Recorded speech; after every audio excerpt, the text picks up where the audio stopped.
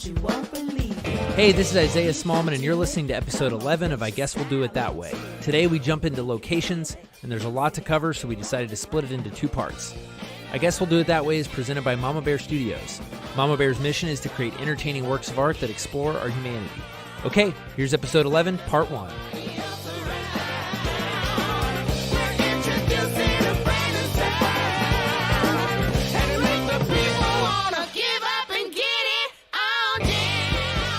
Is you good?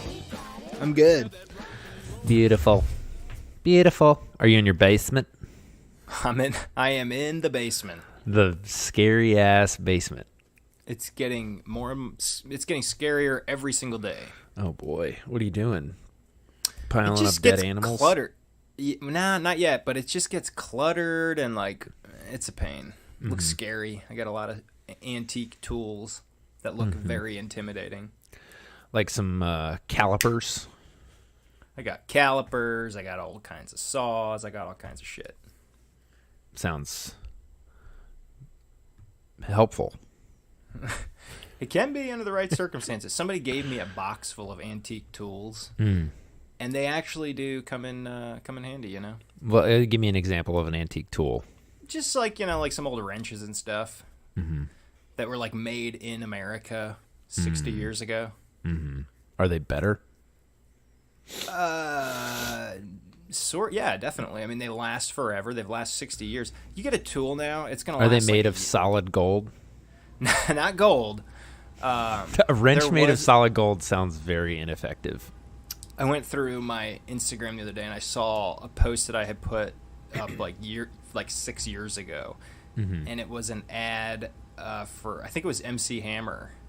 It was an Instagram ad or some online ad, and it was him holding a solid gold hammer trying to sell people gold coins. What? Yeah. Link I in mean, the I show guess they notes. just offered him some gold, and were like, sell some gold. And he was like, But gold- yeah, whatever. Gold is super malleable. It would be the worst hammer. Oh, you're right. Oh, I see what you're saying. Yeah, no, it totally would be. Unless, I'm trying to think, you could, no. You could I was going to make say it you could an do like a alloy, gold but- plated, like a gold, Sure. like a gold plated with like steel underneath. But then I feel like you would still probably knock the gold off of the outside ruin pretty the gold. easily. Yeah. But you could make you look at like white gold, different types of gold. It's gold with copper or zinc or some other thing in it. I didn't know that. Yeah, because if you had a solid gold ring, if you had 100% gold ring, it would, you'd hit it on the table and it would dent. That's the kind of ring I want. No, it's not. Many John, don't times tell me a what kind year, of ring I want. Guys have to get rings cut off their fingers. I know. It happens because here's the thing. People are like, oh, it's not going to get caught on anything. It's like, dude, your hand swells up. That's a thing that happens. I've heard of that. I heard about a guy actually I used to work with who got it smashed in between like some machinery, The machinery dropped onto his hand flat and crushed his gold ring around his finger like a clamp, Oh, wow. And they had to saw it. And of course, too, the finger blows up around it because it's swollen. It's horrifying. Exactly. So people get titanium rings. That very same guy later went and got a titanium ring. That's so dumb, though, because titanium is actually more dangerous because they can't cut it off. So then they have to amputate your finger. Right? No, Dude, there's no. like, I've actually, no, I'm telling you, there's like certain, this is real. like, tungsten and titanium rings are ill-advised because instead of being malleable, they actually can't. They could cut it, but I think it's an issue of like whatever saw they would need to cut through the titanium or the tungsten or whatever these metals are would create too much. I don't know, like maybe it creates too much heat. Maybe they just can't fit it into small enough space. But either way, it's like they can't just like bolt cut it. They have to like do a process that ultimately that's actually what I originally thought you were talking about is not people's rings being smushed on them, but rather rings that their hand swells up and they have to cut the finger off. I see.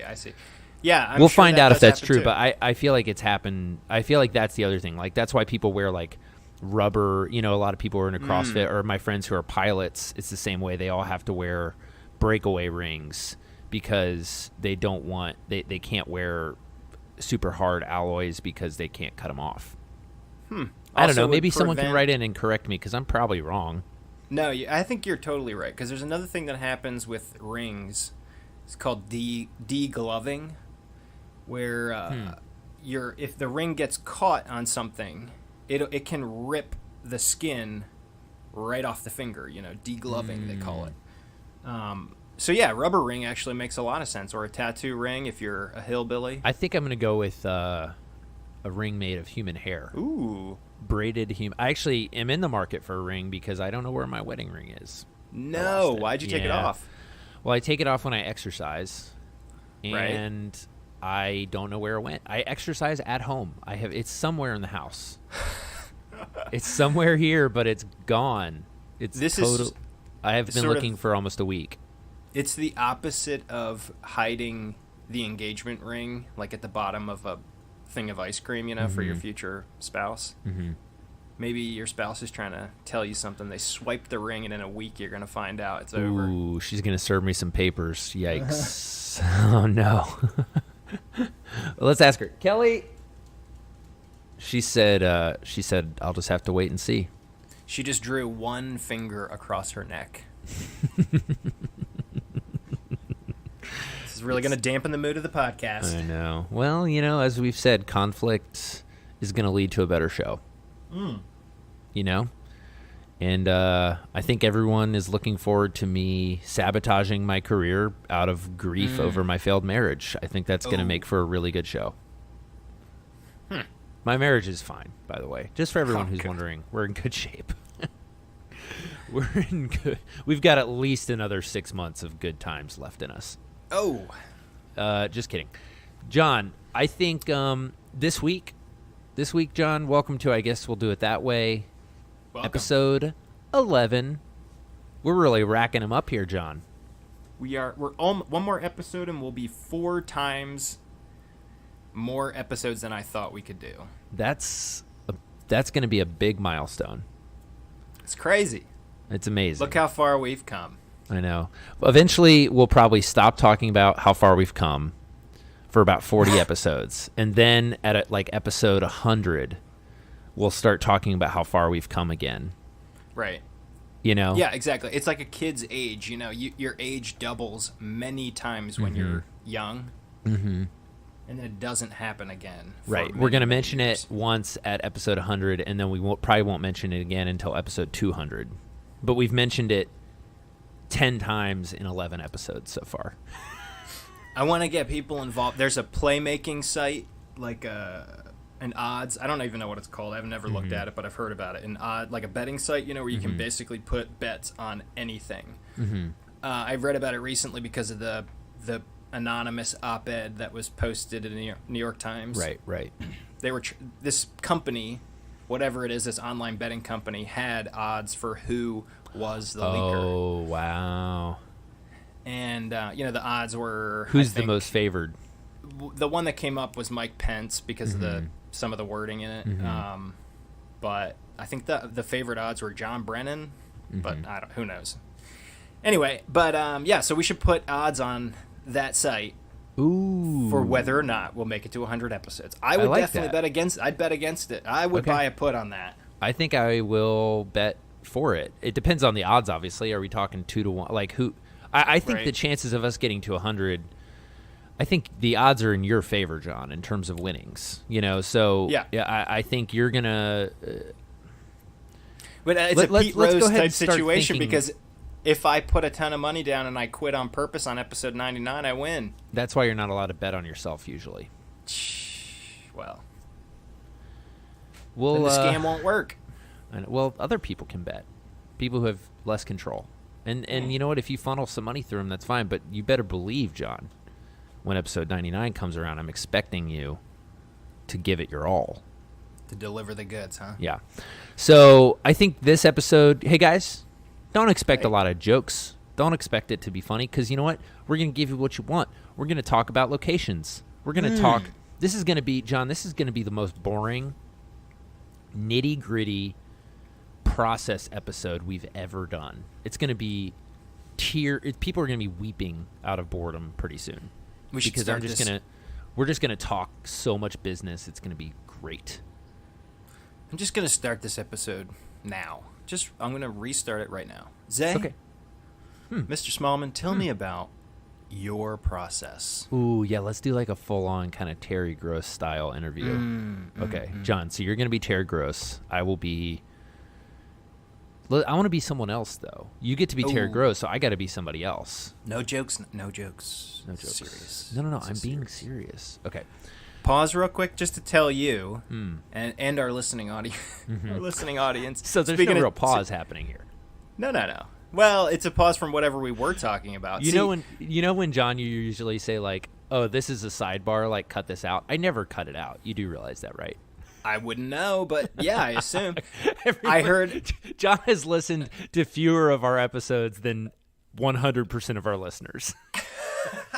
Well, I hear it as it comes out of my voice, out of my vocal boxes, and I hear you in my ear. But I heard last night that Charlie Rose, disgraced former NPR, what was he on CBS also? I think, yeah. Charlie Rose is going. Does he meet the press? No, he's not. That was Russert, and then Russert's kid. I don't know. That's embarrassing. I should know that. But Charlie Rose Charlie is Rose. he's gonna have a new show. He's gonna have a new show. Oh, and the reason he doesn't have a show right now is because he was caught up in the Me Too scandal. Right. But his new show, it's gonna be an interview show, but he's gonna interview one very specific type of person. Try to guess what his guests will have in common. Fascists. Close. They're all people. He's going to interview, or he has been floating. They're all this people? idea. Wow. They are. That's a people. really unique take, Charlie. More specifically, I'm going to interview humans. They're people that have something in common with him. He wants to do a show where he interviews all the men who got caught up in the Me Too scandal. What? Do we need that? Oh, wait, what? It's like Goebbels, like after World War II. Like, I want to do a show where I interview all the Nazis. Like, dude. And I'm going to sell advertising. It is and support myself by exploiting the stories of people who were exploited by people, but I'm not actually going to tell the side of the story on the people who were exploited. I'm going to give the voice to the people who did the abuse.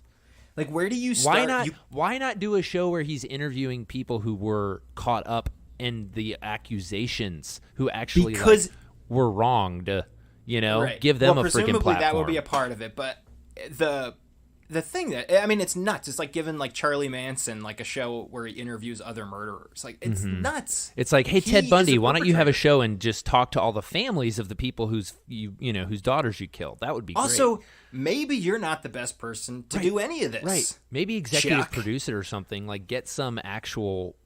Oh my gosh, that sounds so. It's like, oh, we're real fuck ups, huh? That's gonna be every. Yeah. That's gonna be every episode. Yeah. Oh, you're really fucked up, John. Well, you also, where do you start that interview? You can't start it. Matt, tell me about the button under your desk. Right. Is it as bad as everyone says? You can't start it there. You got to start it way after, and it's like, tell me how you felt when you first found out you were being accused. Oh, geez. Like, what? No, man. It's like, tell me how you felt when that woman was trying to escape your office and you locked her in. And how did that feel? What was going through your head? What do you think she was feeling at the time? Do you regret it?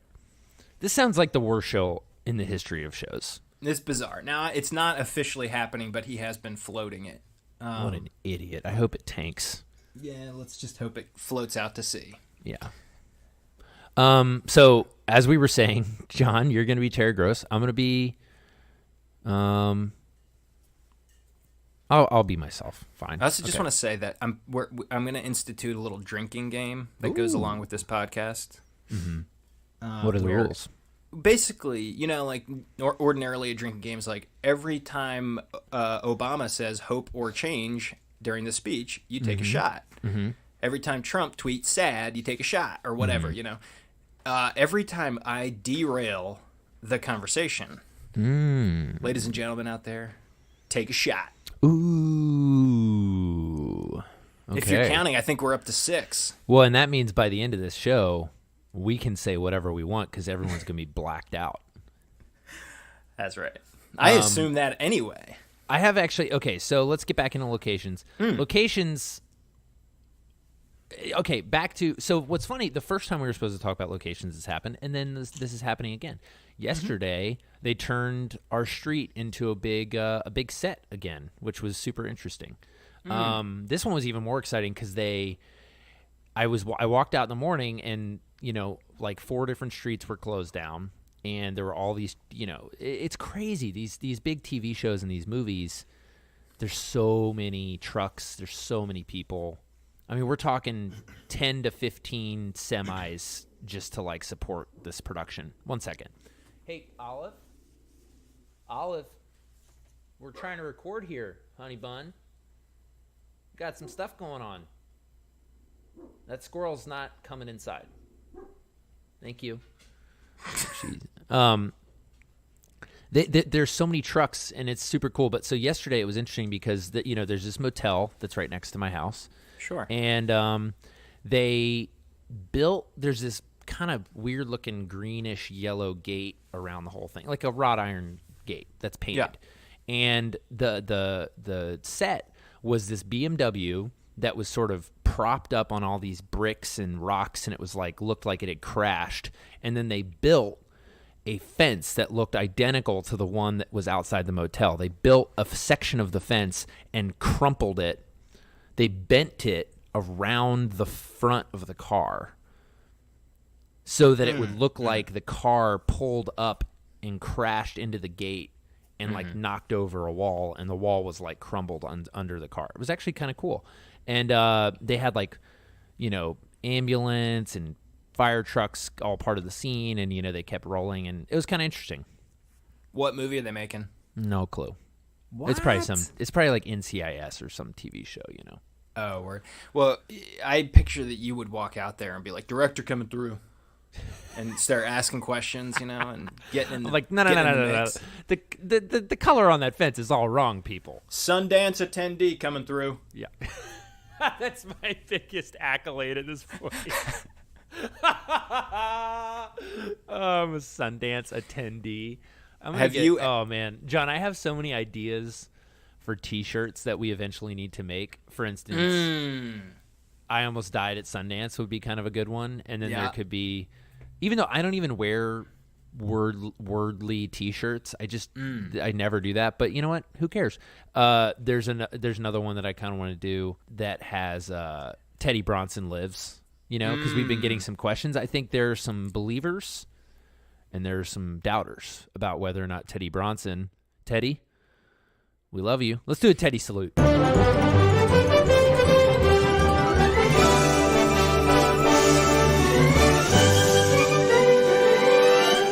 mean, the only way you could doubt that Teddy Bronson exists is if you've never been to Wisconsin. Mm-hmm. It's the only way. I'm agreeing with you, and now I'm realizing I don't actually know what you're saying. Well, if you've been to Wisconsin, you know Teddy Bronson exists. Mm-hmm. You just do. The name, the bratwurst, the mustache, Mm-hmm. all his that kids, stuff. his beautiful little blonde kids. Everything. Yeah. You know it's real. Did you hear they're thinking about adopting? A Pomeranian? Mm-hmm. Really? Yep.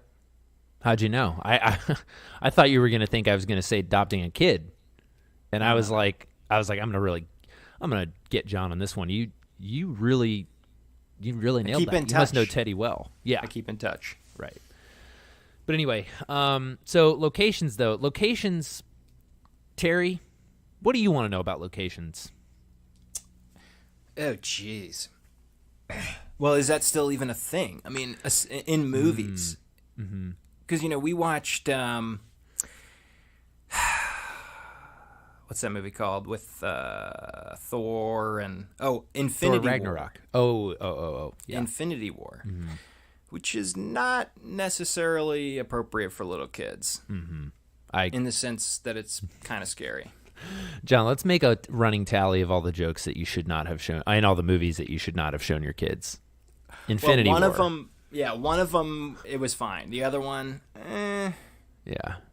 no lasting damage. It's not that bad, but yeah, it was probably not the smartest movie to show him. But because the whole, the plot, spoiler alert, is a guy's trying to wipe out half of the population of Earth. Why only half? Sorry. It's like a resource thing. He's trying to kind of reset. Got it. Yeah, he looked around and he realized he's sort of a benevolent bad guy in the sense that he looked around and he saw that there's double the amount of people for the resources that the universe has, so he finds a way to kill half of all people by snapping his fingers and they disappear. And he, whatever, see the movie. But that concept sort of scared the shit out of one of my kids. Interesting. Yeah, but you were saying locations, yeah. Right. Well, read that movie and killing half the population. Why couldn't he just snap his finger and double the amount of shit in the universe, resources-wise? So in that movie, to like sort of placate my kids after, or one of them, I showed him, we've talked about this before and I did it again, but I showed him how sad it actually is to make a movie, because you're basically in a green warehouse in like Santa Monica with one real car there and just like 16 500-foot green sheets everywhere and a guy like 4 people on cables, and it looks boring and sad. And I think it is pretty boring. But they do go through and they shoot the city. If it takes place in New York, they'll go through and they'll shoot stuff in the city. Plates, yeah. Just not with the actual actors in it. So it's like the movie business has changed dramatically, but you're still in that world where you probably do. You're not shooting on sets, right? No, I mean, it with Rollers, it has crossed my mind to basically build a set. Just do it all green screen. Well, not green screen, but like a lot of stuff is not green screen, but it's still a set. So if you watch like a TV show, or if you watch like the special features for The Force Awakens, you remember that big scene with all the snowy trees? Yeah. That is an interesting kind of combo of the two, which is it was built in Pinewood Studios, probably in London, I think, and just these huge warehouses. But then they actually bring in some real trees, and they have scenic painters who paint the backgrounds, and there's really an art to that. One of my favorite examples of creating what I think is an incredibly realistic vibe in an artificial environment is a film called Black Narcissus. Have you ever seen that? No. I'm gonna look up what year it came out. It's set in like these crazy Himalayan mountains in a nunnery, and it's like set on this crazy cliff and all this kind of stuff. It was made in 1947, so they had no computer or anything. It was completely analog, and all they had was sets, and it seriously looks. They had sets and painted stuff, and it really, really convinces you that they're like hanging off the side of a cliff. It's pretty incredible. And so that's its own art. But yeah, I mean, with movies our size, it's much more location based, because building sets is time consuming, and you got to buy the materials, and making them look real is very time consuming. You can throw up a couple walls, but it's just not gonna look real. But the problem is, or a potential problem, right, is that the set is a controlled environment. So that is why people like it. Yeah. Right. The light's always the same. There's no background noise. The light, there's everything. There's parking. There's holding areas. There's, you can build 5 sets in the same studio, so you don't have to truck everything all over the place. Like, everything is already there. But on location, it's just different. I mean, especially if you're outside, shooting outdoor stuff inside is really tough. And so, it just depends on the budget. In terms of Rollers could end up in a funny situation where it could almost be like building a set, where we may find a warehouse or something of that nature that isn't really a concert venue, but we make it into a concert venue. Maybe we build a stage and we kind of build a little bar. And I've actually built, we shot a music video back in the day, and we basically took, did you ever go to Discoteca in Chattanooga? No. Yes, I don't know. It's an old bar that was on Main Street. Anyway, they closed it down, and we were shooting this music video that needed to take place in a bar, but the whole bar basically needed to get destroyed. And so we kind of built a set, and it was actually really fun. I mean, it was very rudimentary, but we built a bar, we built, everything. And it was super fun, and I could see us ending up in a somewhat similar situation with rollers. Ideally, though, I'd like to find, the perfect existing place that I can then kind of make my own, How's the something search that for has that some going? character. Are you allowed to say? Yeah, no, I can talk a lot about locations. The search is going well. I mean, basically, so the story is there's this one venue that I really like that's this cool historic venue from the 1920s. I won't say the name necessarily, but I can go into, other details, just because I don't know if it'll happen there. Sure. As you'll see. But there's this really cool old venue. It used to be this Masonic temple lodge. And Say now no it's more. Yeah, exactly. And now it's because there's only one of those. And now it's a concert venue. But it's this really cool old brick building in a cool neighborhood, and I just love it because it feels super different. There's big wood paneling on the walls, and they've painted the ceiling really nice, and the stage is beautiful, and there's just ornate fixtures everywhere, and it just feels. And then if we kind of dirty the whole thing up, I just think it would feel really cool. But the problem is most of these places are functioning businesses, and so you got to shut them down, or you have to work around their schedules, and that's fine. With a concert venue, it's actually really easy to book these places for commercials and for single scenes, because maybe you need them for 1 or 2 days. And so you're like, well, whatever, we'll just figure out when you don't have shows going on. But in this case, we kind of need to camp out for, it's a 20-day shoot right now. That may change. We're probably going to be there in that location for, 16, 17 of those 20 days. Right. And so we really need to find something we can kind of take over. Now, that's not like just shooting on the stage. That's the hallways and the green room, and there's a little apartment that Rufus lives in that's kind of right next to, that's part of the venue. And there's the alleyways out back and the hallways between areas. And that we're shooting in all of those places, but that also is part of why kind of finding the perfect place is so important. How much, let's say you get this place, right? Let's say it works out perfectly. Mm-hmm. And I'm sure it's, it depends, obviously, on each situation, but how much would you do to the interior to change it? I mean, if you're in there for 20 days, are they going to let you, paint walls and stuff like this? Is this a conversation that you're having, or? Well, in this case, part of the reason I like it is because I don't think I'd really need to do much at all. I think we would decorate it, we would add some things, but I don't think it hasn't been shot in movie. It's been used in some commercials and music videos, but I like it the way it is. It feels like Rollers kind of as it is. It just needs to be a little dirtier, a little dingier. But I mean, that's part of what production designers do. Actually, is to give one very specific example. Hunter Gatherer, which was the first movie we produced, was super different than Rollers in the sense that basically it took place all over South Central LA. And so we were constantly moving, constantly looking for new places. There was actually one situation where, we had a doctor's office, for example, and the doctor's office fell through at the last minute. And so we had one day to find a doctor's office. So we were on foot, just kind of hiking all over, not just on foot, we were driving, but I was finding medical parks basically and just knocking on, because we had one day.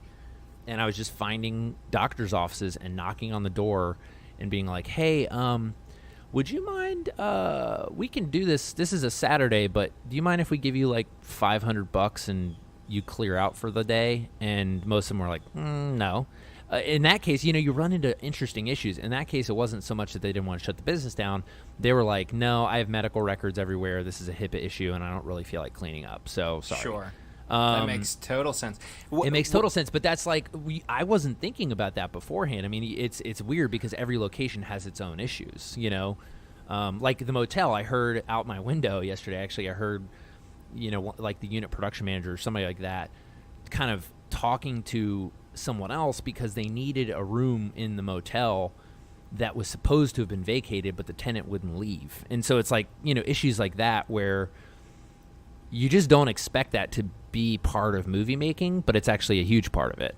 Well, when you finally did get an okay, assuming that you did, you finally The got doctor's the okay office. You got the okay somewhere, right?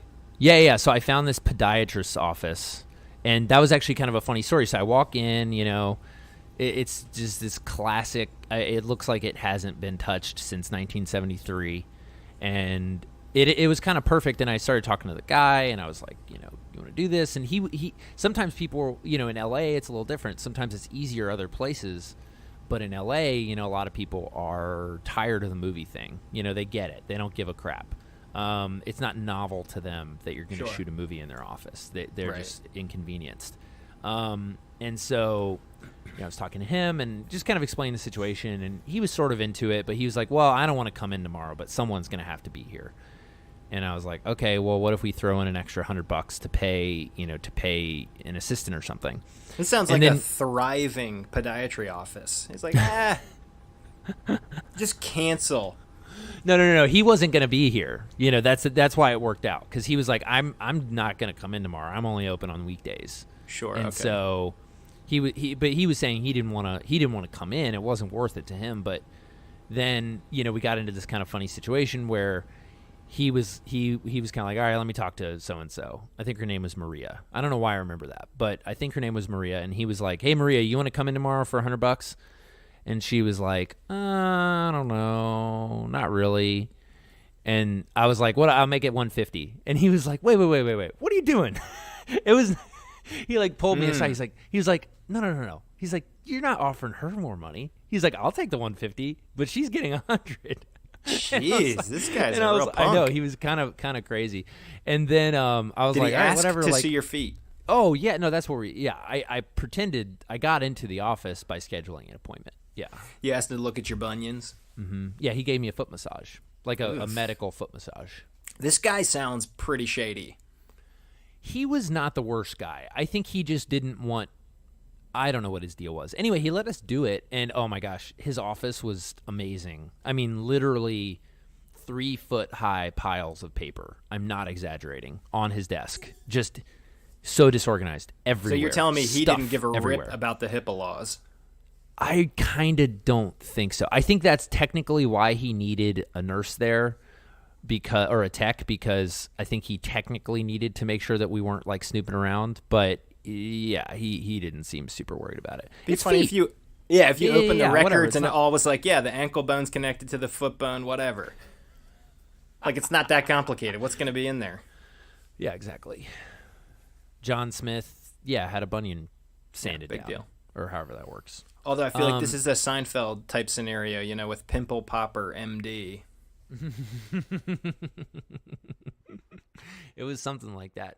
The point is the doctor's office worked out, but there are surprising issues like that. I mean, especially if you want to shoot in people's houses, But the basic gist is there are people who do locations. That's their whole thing.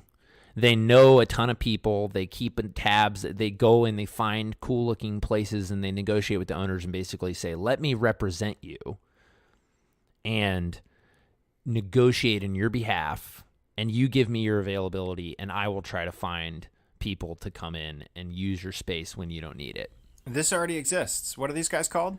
There's different location manager kind of, but the problem is that they're typical brokers. They're not bad people, but they're brokers, and you don't want to use a broker if you can help it, and especially in this case because a lot of, especially in the case of like an indie movie. Here's the thing: if you're shooting a commercial and you've got some big business, you're gonna pay I mean, I have no clue. They probably had to pay tens of thousands of dollars at least to shut down the motel yesterday and shut down, city permits to shut down 3 streets, have all these cars parked, all these trucks, tens of thousands of dollars in location fees and all that kind of stuff. And typically what happens, so one thing that's nice about rollers is typically, say you rent a place, you also have to rent a parking lot because you've got 35 people plus a bunch of other supplementary folks and cars and grip trucks and everything.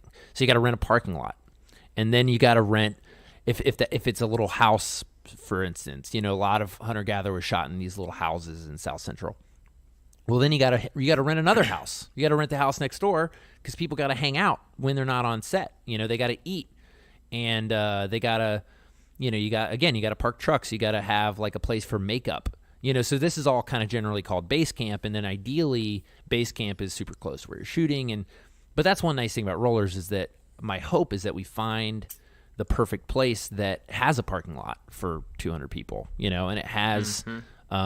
It has an area that we can use for makeup, and it has a place where you can just leave tables set up to eat. And, I want it to all kind of actually function the way that it is going to function in the movie, which is kind of a rare situation. It's hard to find things that work that way. I don't mean this in a pejorative way, just in a realistic way, but like you're not going to have 35 cars and trucks there. You're going to have like 2 Ford Focuses, and the lunch table is going to be like Quiznos subs, right? No. I think probably between actors, on a big day when we've got 150 extras, because there's a couple big crowd scenes, there will be, potentially a couple hundred extras depending on what size venue we settle on. And then we're going to need extra staff to help manage all those people. But on like a given day between producers down and like cast and everybody, all crew positions, everything, there's probably going to be 35 or so people every day. And then we're going to have, like a camera truck, because like the camera crew, like they're going to have a whole bunch of crap that they got to keep organized. And so we'll have it'll be a bit of an operation. And you got to feed those people twice a day. Right. Technically, food actually is kind of lumped in with locations a lot of times because you have what's called craft services. And I forget the origin of craft. I think it's because the craftsmen, they would feed the craftsmen working. But I'm not sure. But basically, the idea of craft services is it's like, it's just food that you just eat. It's like snacks and nibbles. And then breakfast is usually not included. We typically will do like a 12-hour day. Breakfast starts technically half an hour usually before call. And so you're not getting paid for breakfast, but a lot of times we'll provide it if you want to come early and eat it. And then lunch is always included. And then usually you're going to have some sort of walking meal at the end where if you're going late, you got to feed everybody. But if you're, you kind of want to give somebody something to go home with, but you don't usually have to. It depends on which unions you're doing and how long your days are, and it starts to get complicated. Yeah, I think maybe the most important question, the one that nearly everyone listening has on their minds right now, is how exactly, you said there's going to be a couple hundred extras or maybe 100 extras. How would a half-Greek 30-something-year-old man get an extra part? Ask. Do you know anyone involved in the film Rollers that I could ask? Ooh. Can you give me the name of that casting director? If you want to ask, well, you could submit a request to me and I could start kind of circulating it around. All right, I'll think about it. No, I get it. You want to be discovered. So, speaking of being discovered, John, do you want me to play? I've been working on a song. You want me to play it for you? Yeah, that you wrote? No, I don't really write songs. Yeah, play it for me. I write movies, bro. Let's hear it. What'd you play then? Let's see if you recognize it, and then you'll be the judge of whether or not we actually release it. How about that? I'm ready. Childhood living is easy to do. Things that you wanted, I bought them for you. Graceless lady, you know who I am. You know I won't let you slide through my hand. Wild horses couldn't drag me away.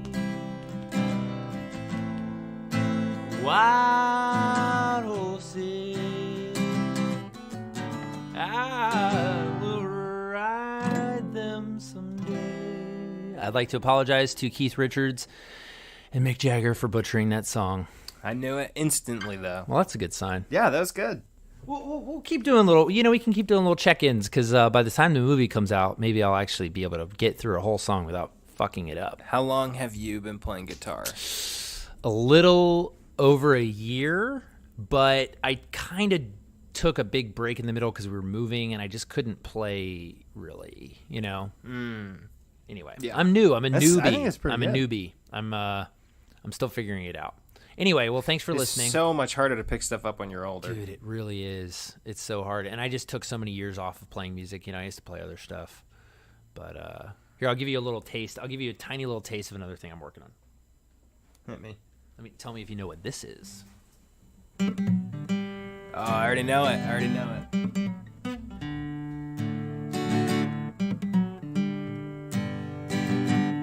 That's some advanced shit right there. Love it. Love Led Zepp. Gosh, I'm Jimmy Page, man. I loved him already, and now that I'm trying to play his shit, I'm like, I can't even play this, and you probably played it different every single time, and you wrote it in the first place. Where did it come from? I saw him in concert in Philly back in the day, Jimmy Page and the Black Crowes. The guy was like fucking 70 years old, up there shredding his ass off. Unreal. He was so sick. Okay, dude. I love I'm Jimmy not going to Page. lie. I tried to think of someone that I wanted to see as bad. I couldn't. I would sell my car and live in a van for like an entire year if it meant that I got to go back and see Led Zeppelin like 3 or 4 times in their prime. Oh, yeah. I mean, can you Madison Square Garden, dude, those shows. imagine? Oh, so sick. I know. I feel the same way. I want to cry just thinking about how awesome that would be. Have you ever watched, speaking of movies, The Song Remains the Same, the Led Zeppelin live concert? Dude, it's so good. Absolutely shocking. Those guys, every single one of them is the best, basically, at what they did. Yeah. And totally bring something totally unique. Yeah. Dude.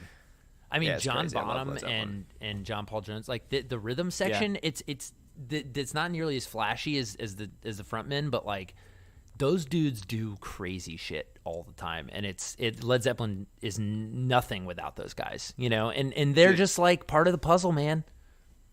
When I was a kid, I was an absolute Led Zeppelin fanatic. I still really like them, but I was crazy about them.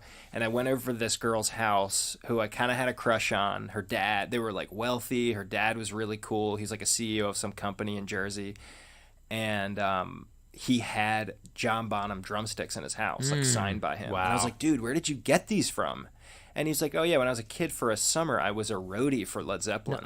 Like when they were touring up in New York, I guess in the 70s. He was a roadie for them. Whoa. He like hung out with them, met them. They went and saw John Paul Jones when he came to Philly to like, say hi to him, and they like remembered him. Whoa. It was sick, dude. It completely blew my mind. That's the coolest thing I've ever heard. Oh, he's so cool. Holy That guy actually died kind of smokes. recently. Oh, that's too bad. He was the coolest. So. All right, John. So here's what I'm thinking. We have not even really come close to covering this whole topic, but I think we've got a lot more to talk about. So what I'm thinking is we take a little break. We still need to do the mail, but I think we should just take a little break, and then we'll put out part 2. This is going to be part 1. We'll put out part 2 this coming Friday. What do you think of that? I don't know, man. That's not going to really work for me. You don't think so? Maybe it will. You like a big, beefy, long episode? No, you know what? I think we could split it up, but we got to have something to tease the end with. So, well, see, okay, no, totally, I get that, because the mail, John, this week, the mail this week is relating to celebrity sightings. Ooh, and I have a very exciting celebrity sighting of a nude in the flesh nude male celebrity who I spotted at a spa. And was it a mirror? It's someone was that it just a giant mirror? It's someone that all of you have heard of. Did you see Peter Dinklage's Peter Dinklage? Well, I'm not going to give that away yet. So you just got to come back Friday. Oh, it's Peter. I didn't say that. Peter's Peter.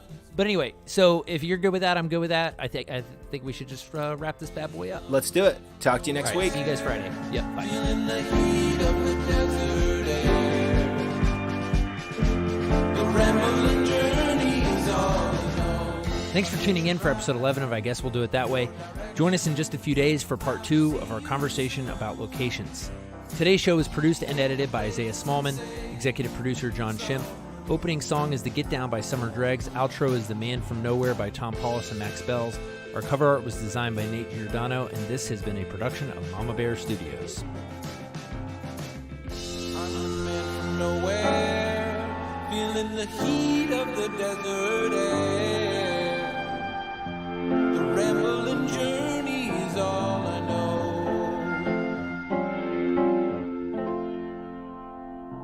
It's your boy.